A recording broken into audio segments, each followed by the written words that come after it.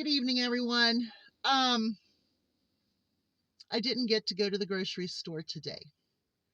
I took my husband to the doctor's appointment this morning, and that doctor made him an emergency appointment for a specialist 3 towns over. So we got out of the first doctor's office. We came back here. I put all my stuff away for going grocery shopping and made sure that everybody was good. They were comfortable because it's really cool and windy today. So everybody's was kind of locked up anyway, except for the chickens. They are everywhere. But the little guys had all their windows and doors closed.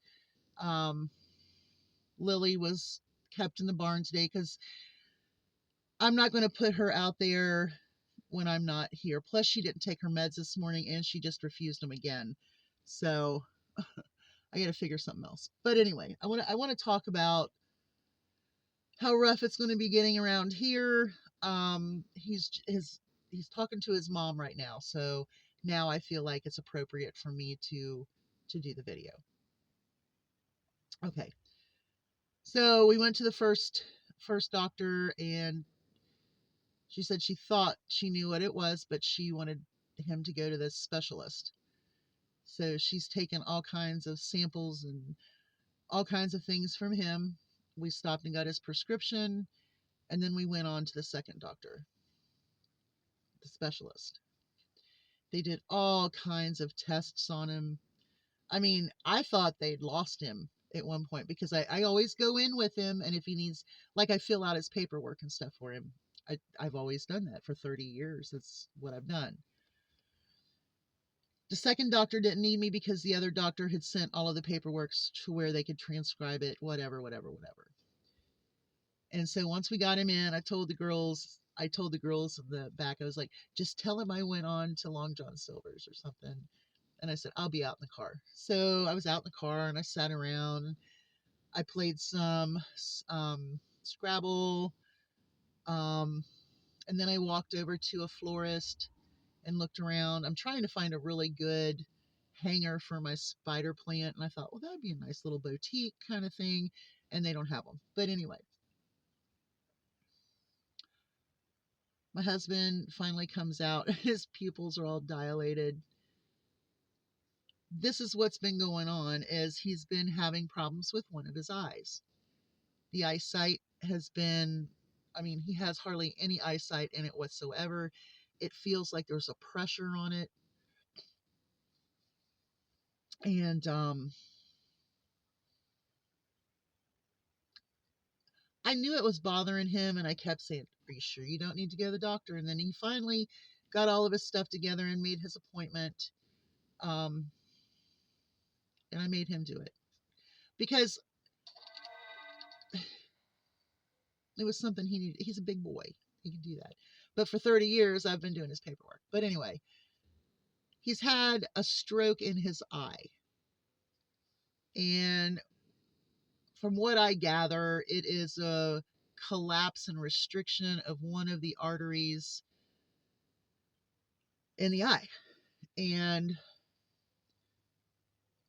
it can be permanent damage. It can lead to other things. It could be caused from other things. So next week, they will go in with needles and they will open that artery, and then they're going to put something in it to keep it open. I don't know, like fill it with, I don't know how they do it. So next week we'll be going to get that done. This, and the pun is kind of intended maybe an eye-opening experience. And I know that sounds absolutely horrible. But when people fight with personal demons in their life, personal demons, their own demons that they let overwhelm every other aspect of their life. And that's all I'm going to say about it. Things happen, the body can't handle certain things. And when you watch someone deteriorate, due to their own demons, you always hope there's that moment of clarity. And I'm hoping that this is a moment of clarity. Um, that's it. I mean, you cannot force people to deal with things they don't want to deal with. However, you have to deal with the wrath of some of, the things that the people with the demons project. And sometimes it gets pretty wild and very tough, especially when you're not that kind of person. You know what I mean?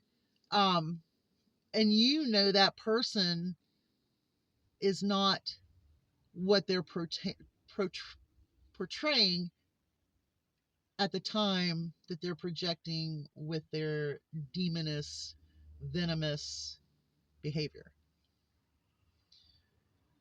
So it's going to get very much more tough than it has been here.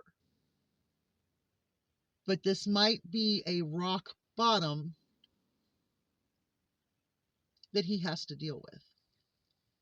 And unfortunately, when people get older and they want to play like they're in their teens,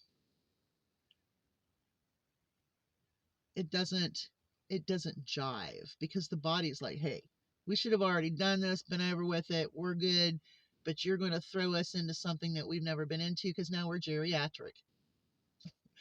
He's not geriatric, he's 57. But when you play like a teen until you're 57, things happen. And so I will do the best that I can throughout this situation.